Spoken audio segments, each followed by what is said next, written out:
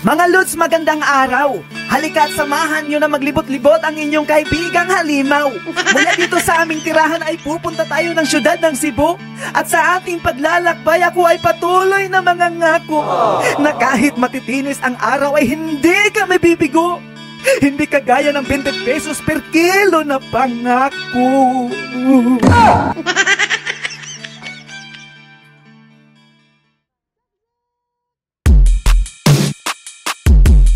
Mula dito sa aming tirahan mga Lods ay medyo malayo-layo pa po ang mismong Cebu City. Kaya mula dito ay aakyat muna ako para maipakita ko rin sa inyo ang magandang view doon sa itaas namin.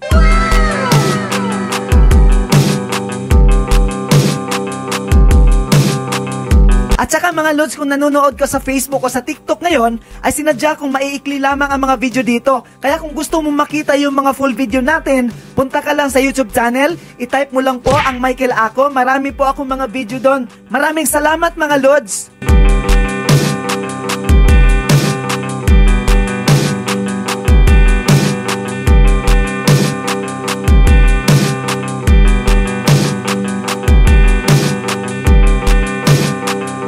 Grabe mga Lods, parang hinimatay ako dito bigla kasi hindi ako nakapag-warm up kanina ba? Parang nabigla ako sa pag-akyat talaga ng diretso, Lods.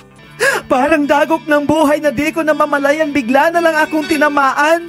Kahit hindi ko man gustuhin ay wala akong magagawa kundi tanggapin ang katotohanan. Ang katotohanan na kahit ano ang aking gawin ay di ko na mababalikan. Para ayusin ang aking...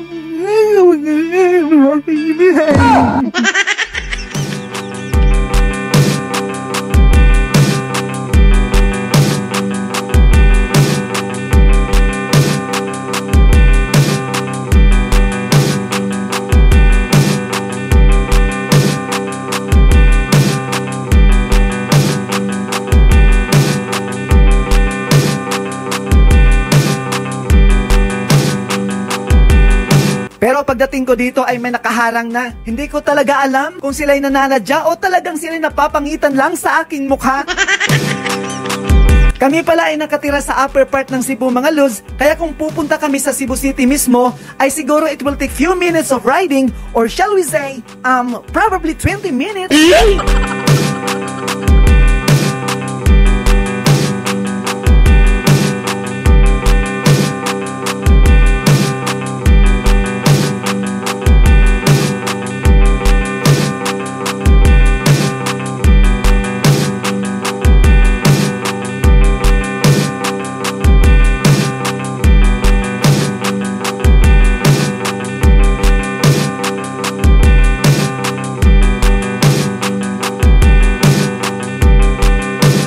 So ito pala ang bakod ng Boy Scout Camp of the Philippines mga Lods. Malapit lang sa amin ito at madadaanan din natin sa baba yung Girl Scout Camp.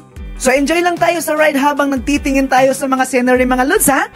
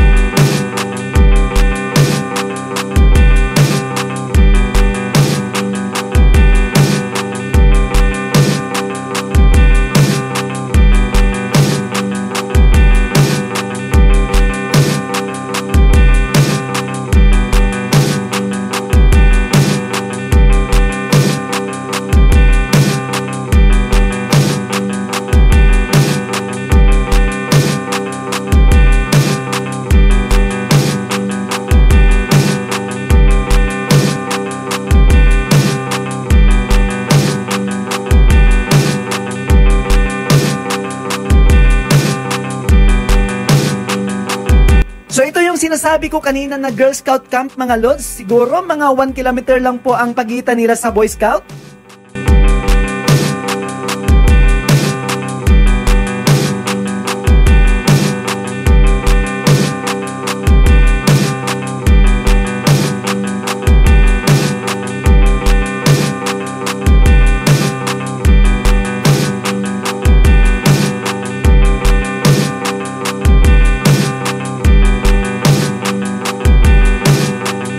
Ito rin ang paralan ng Lyceum of Cebu mga Lodi. At alam nyo ba, araw-araw po kaming dumadaan dito at yun na nga, sa tuwing nakikita ko ang mga bata na pumapasok sa paralan na ito, ay naiisip ko na bigla ang aking sarili noong bata pa ako, na palaging excited pumapasok dahil hindi lang sa kagustuhan kong matuto, subalit ng dahil na rin sa baon na dala ko.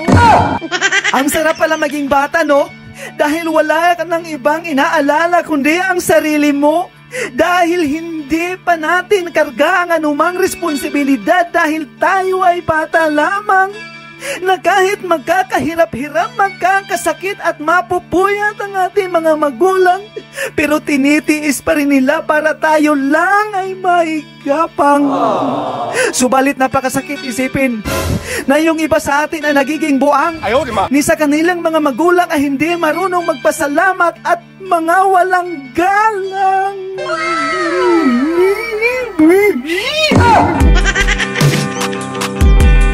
Ito po pala ang Barangay Ponce mga Lods. Way back 2013 dito na po ako nakatira. Marami akong nagiging kaibigan dito. Dito rin ako nagsimulang humataw sa iba't ibang racket sa aking buhay.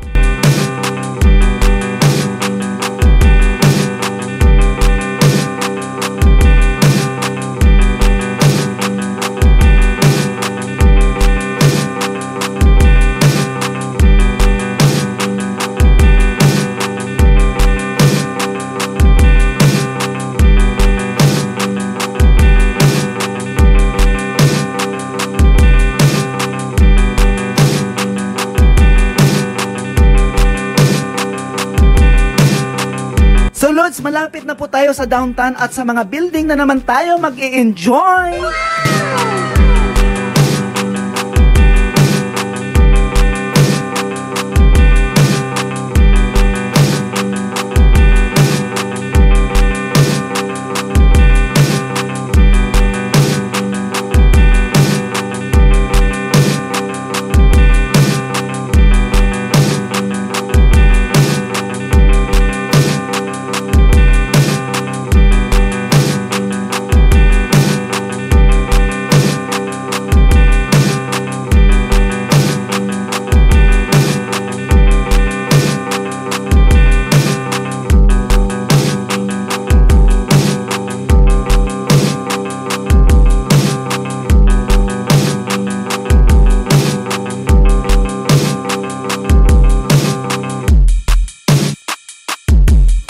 At nandito na po tayo sa highway mga Lods. Yung building na yan, dyan po ang station ng DYHP kung pamilyar po kayo.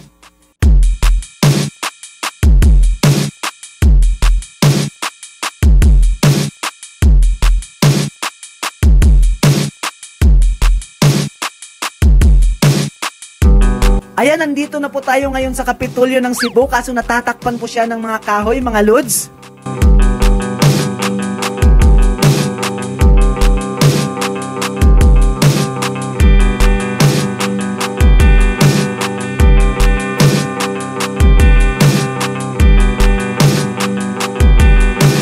Nasa Osmeña Street po tayo ngayon mga Lodi at papunta po tayo ng Colon at madadaanan po natin ang Fuente Osmeña Circle.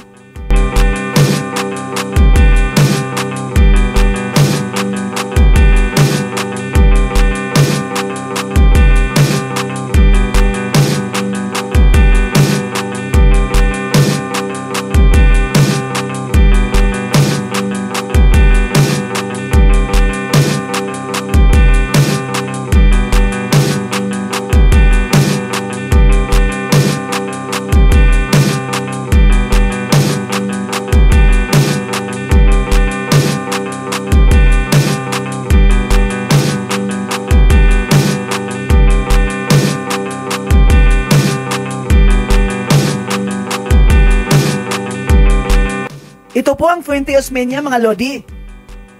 Dagdag kaalaman, alam nyo ba na ang dating 50 peso bill natin ay may markang ganito sa harapan? Yes! Dahil ito din ang nakaukit sa mismong gitna ng Fuente Osmeña Circle. Oh my God! Yan lamang po at hanggang sa muli, laging tatandaan na ang buhay ay wilder lang.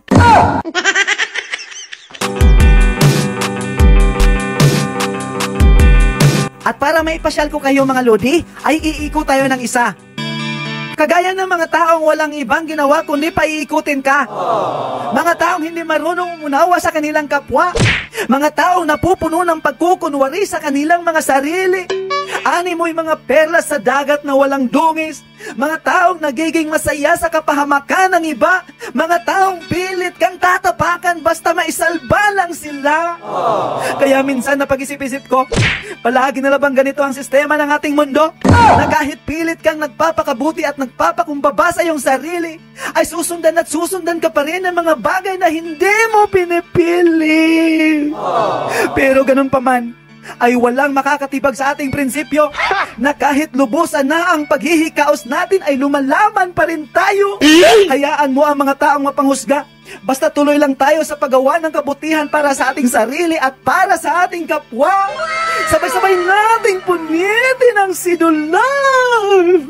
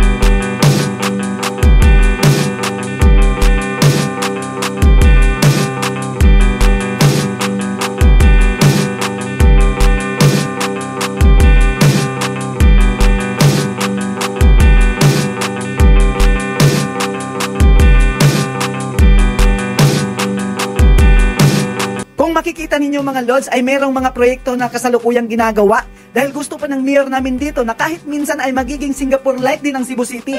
So tignan na lang natin son kung ano ang magiging improvement nila, basta alam ko para ito sa mga Cebuano. May ibang mga naninira sa proyekto, meron din namang iba na natutuwa. Well, ganun talaga, pero kahit ano pa man, sana may pagpatuloy kasi sayang naman ang gastos. Malaking halaga po yan mga Lodi!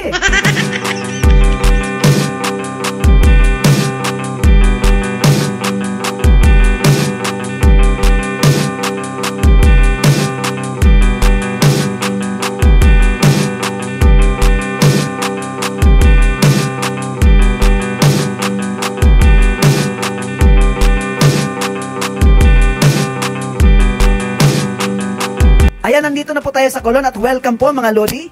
Way back 2010 po pala, dito po ako unang nagtrabaho for 1 year mahigit at hanggang palipat-lipat na rin po ako ng mga kumpanya to explore mga Lods. From Metro, dadaanan po natin ang USJR, Carbon Market at Plaza Independencia.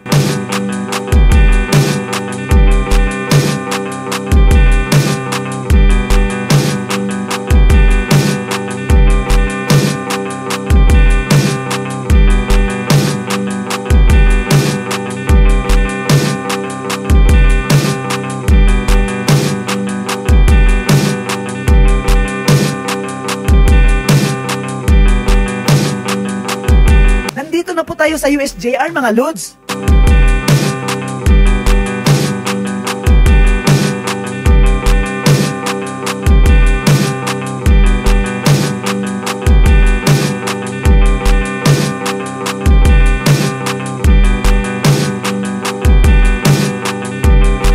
At welcome to Carbon Market mga Lodi, ang lugar kung saan maraming tumatakbo dahil maraming hinuhuli. Ito Ito po ang pinakasentro kung saan namimili ang mga tao dito mga lods kasi mura po talaga dito. Yung mga nagbebenta ng mga prutas, mga root crops, dito po sila kumukuha at ibinibenta nila sa kanilang mga lugar dito sa Cebu. Real talk po tayo dito mga lods. Sa mga gustong pumunta sa Colon, lalong-lalo na dito sa Carbon, ay doble ingat po tayo dahil marami talagang mga pasaway dito at di po talaga natin yan naiiwasan. Naaalala ko pa noon year 2014, ninakawan kami ng cellphone ng wife ko. Napaka-sweet pa naman namin dalawa na naglalakad, tas di namin alam yung cellphone niya ay masaya na sa iba. Dahil kinuha na ng dahan-dahan sa kanyang bulsa. Gano'n naman talaga. Kahit anong pag-iingat mo ng isang bagay kung hindi para sa iyo, ay hindi talaga para sa iyo. Masakit lang isipin ng ganito na talaga ang realidad sa ating mundo. Minsan naiisip ko, ano pa ba ang kulang? Minahal natin ang isang bagay pero bakit parang may kulang? Kaya kapag yung mga bagay ay biglang nawawala, ay wala na talaga tayong magagawa kundi ang lumuha, sumigaw ng malakas para maiparating sa kanila ang sakit na ating dinanas. Dahil hindi pa tayo kumakain mga lods, ay titirahin na natin itong pinya. Itong pinya na minsan ay napagkakamalan kong mangga. Hindi ko talaga maintindihan kung bakit hindi ko na matandaan ang kanilang mga lasa. Kagaya ng mga taong nanghahamak sa atin. Dahil minsan sa sobrang sakit ng kanilang mga ginagawa ay hindi na natin sila maalala. Hindi dahil sadya natin sila nalilimutan, kundi ayaw lang natin na nandyan sila na sa ating mga buhay ay patuloy nilang sinisira. Ito si ate na nasa harapan ko. Mabuti ka pa dahil pinakain mo ako. Salamat sa binigay mong asin. Dahil nagbabaka sakali ako na sa pamamagitan nito, malasahan ko man lang ng tama ang aking kinakain.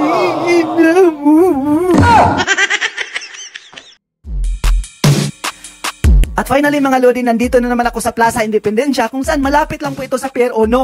Maganda talaga dito mag-relax mga lodi, lalo na pag nasa city ka, lalong-lalo na pag wala kang jowa. Hoy!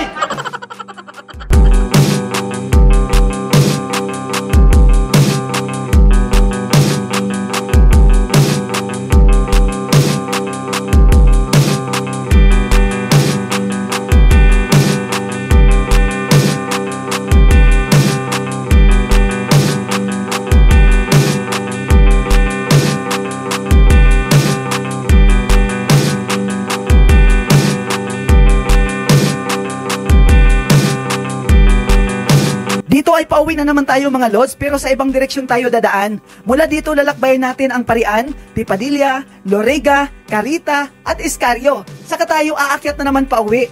So sana nandyan pa rin kayo mga lods. Huwag na huwag niyo po akong iiwan kasi natatakot po ako.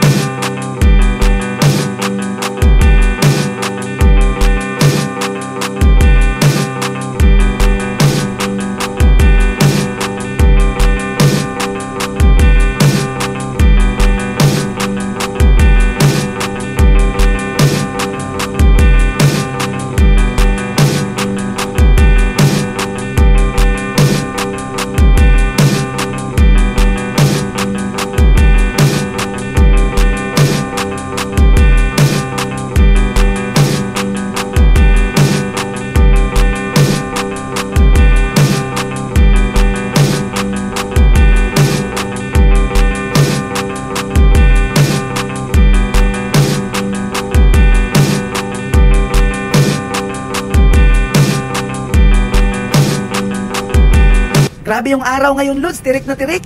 Pero alam mo, pag nagbibisikleta ka, Lods, super enjoy ka talaga kahit mainit. Iba kasi ito pag nagmumotor ka lang kaysa nagbibisikleta ka, Lods.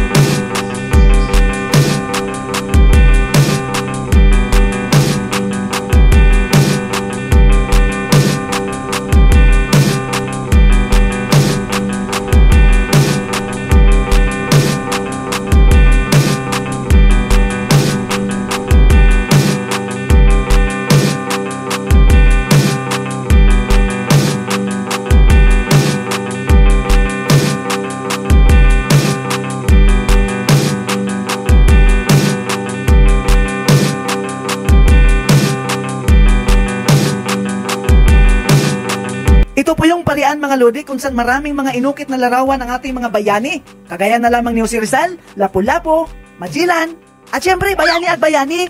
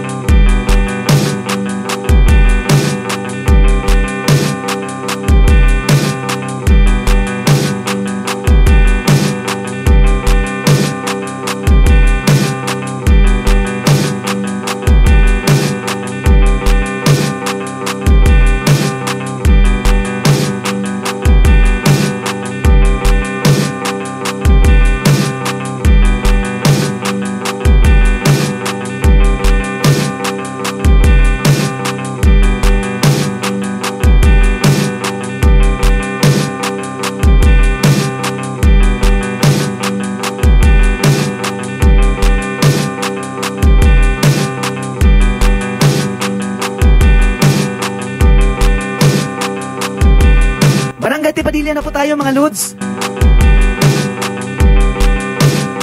Uy, Pag-asa!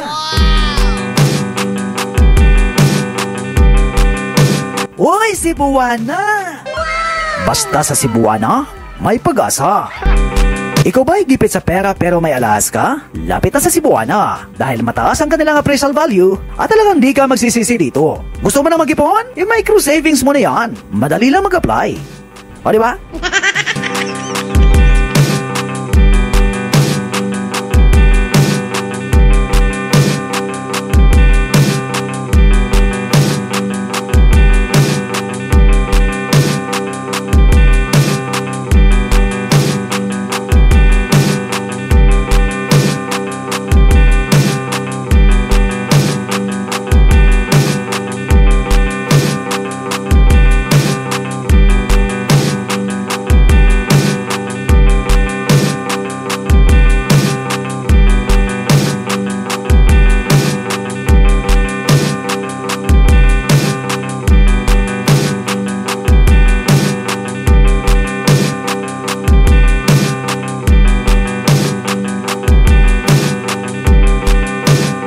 Ito naman ang Lorega mga Lods.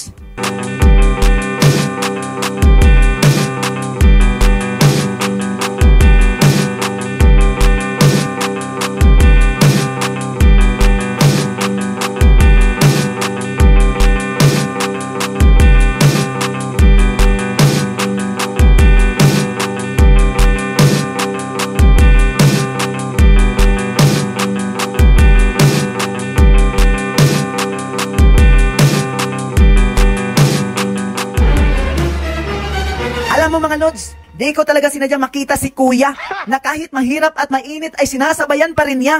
Alam kong mahirap ang kanyang sitwasyon pero nananatili pa rin sa kanya ang pagsisikap at determinasyon. Kaya niyang mapasaya ang kanyang sarili sa isang simpleng pamamaraan. Basta wala lamang siyang taong naaapakan. Kaya saludo ako sa iyo, Kuya. Sana all ka talaga.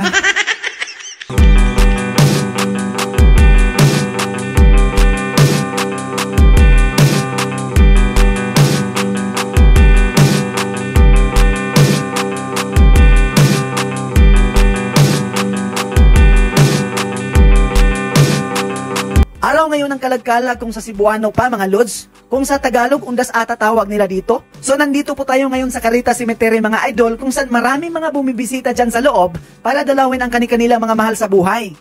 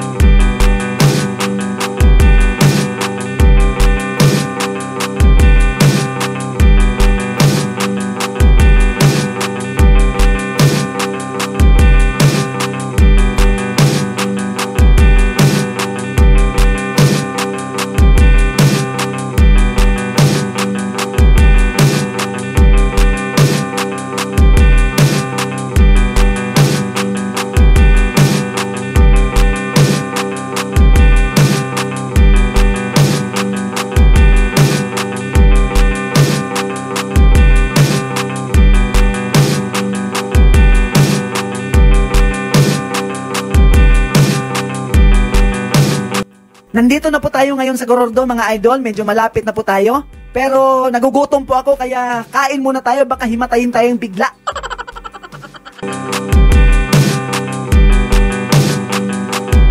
Nilagang baka lang naman ang ulam natin mga lods. Kasi nagbabakasakali kasi tayo. Nagbabakasakali kasi tayo na kahit sa simpleng ulam ay ating maramdaman ang karampot na kasiyahan sa ating kaloob-looban.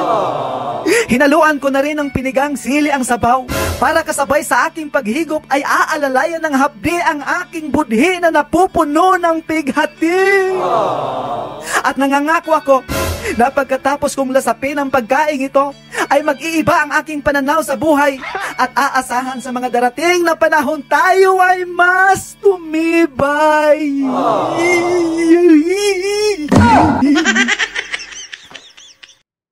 At dahil tapos na po tayong kumain mga lodi, ay nakakahinga na rin tayo ng konti. Tuloy na po tayo sa pagpadyak mga lods. Kung sakaling sinamahan mo pa ako hanggang dito, baka pwedeng i-share mo itong video natin. At huwag mong kalimutang mag-follow kung sakaling napasaya kita, Lodi.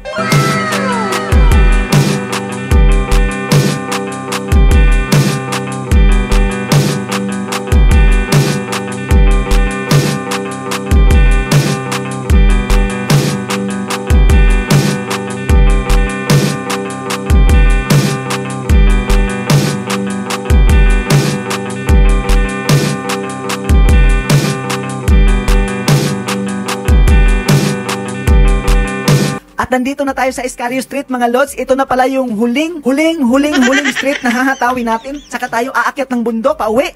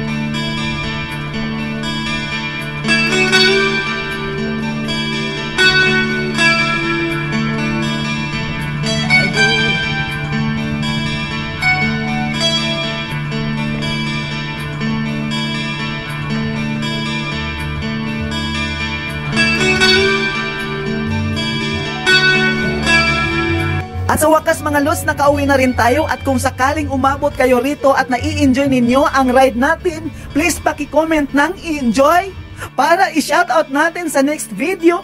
Maraming salamat at keep safe sa ating lahat mga lods hanggang sa muli.